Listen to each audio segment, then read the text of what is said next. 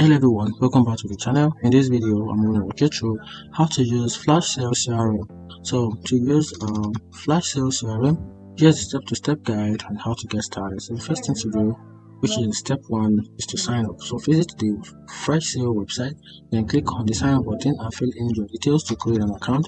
Then verify your email address to activate your account. Then on the step 2, you have to set up your account, which is to log into your account, your Freshsales account, then complete the onboarding process by providing information about your business and sale goal.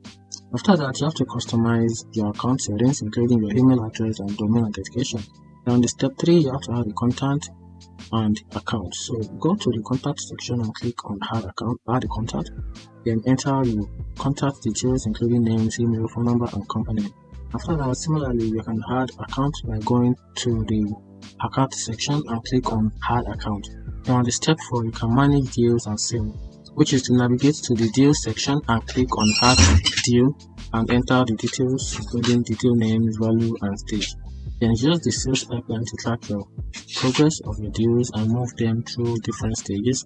And on the step 5, you have to schedule the task and meeting. So go to the task section and click on add task. Then enter the task detail, including task name, due date, and priority. Similarly, schedule meetings by going to the meeting section and click on add meeting.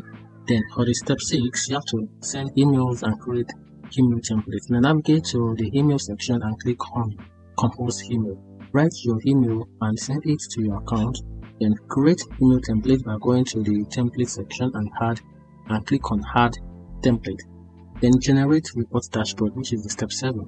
Now go to the report section and click on create report. Then choose the type of report you want to create and create sale performance or deal analysis. Then customize the report by selecting the relevant metric and filter.